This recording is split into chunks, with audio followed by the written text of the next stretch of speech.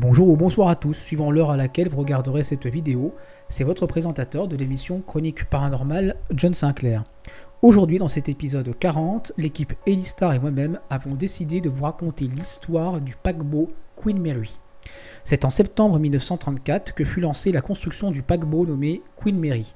Il sera mis en circulation à partir de mai 1936. Il obtient le 24 août le ruban bleu, une récompense créée au XIXe siècle par les compagnies de navigation transatlantique afin de récompenser le navire le plus rapide du monde en battant le record de vitesse détenu à ce moment-là par le Normandie avec une vitesse de 55 km/h en moyenne.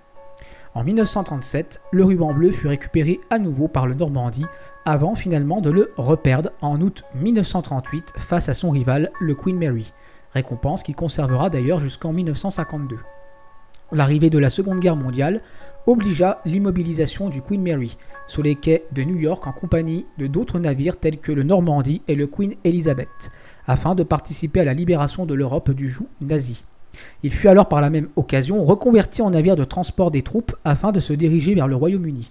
Ce gigantesque navire, tout comme les autres mobilisés, pouvait transporter jusqu'à 15 000 soldats par traversée, bien sûr le plus souvent accompagnés en escorte. L'avantage qu'il a fait est tout simplement le fait qu'il pouvait parcourir de longues distances en peu de temps. En 1942, un incident survient avec le Queen Mary. En effet, ce dernier coula accidentellement l'un de ses navires d'escorte, faisant alors 239 morts.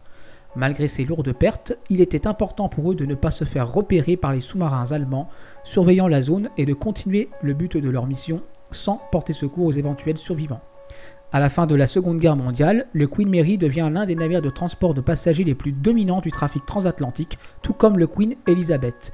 Ils pouvaient, rien qu'à eux deux, assurer un service hebdomadaire entre Southampton, Cherbourg et New York. En 1967, le Queen Mary fut retiré de la circulation maritime.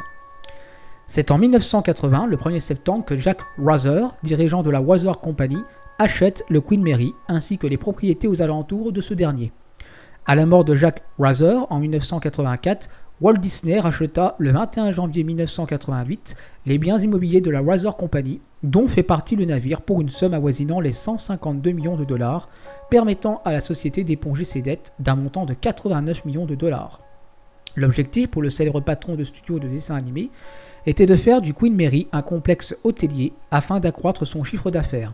Il baptisa ce projet Disneyland Hotel.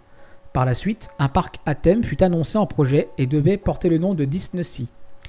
Le 30 septembre 1992, la société Walt Disney vendit les anciennes propriétés de la Rather Company à la ville de Long Beach, dont, bien sûr, faisait partie le Queen Mary. De nos jours, ce paquebot est désormais reconverti en hôtel-restaurant de luxe, mais il semblerait que ce dernier soit victime des phénomènes paranormaux.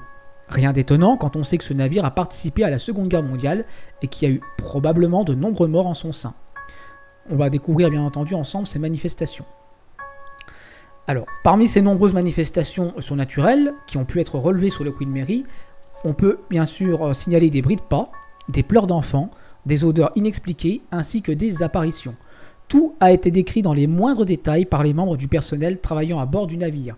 Ils ont aussi constaté des traces de pas humides sur le carrelage situé au bord de la piscine, alors que cette dernière est vide depuis longtemps. Mais ce qui est le plus troublant pour les employés, ce sont les phénomènes qui se sont déroulés dans la salle des machines. En effet, comme je vous l'avais expliqué plus haut durant la Seconde Guerre mondiale, le Queen Mary avait accidentellement heurté un navire d'escorte, causant la mort de nombreux soldats. Un salarié a rapporté avoir entendu des bruits suspects à l'endroit exact où eut lieu la collision. Depuis 8 décennies, les témoignages ne cessent de se succéder et tentent à affirmer que le Queen Mary serait hanté.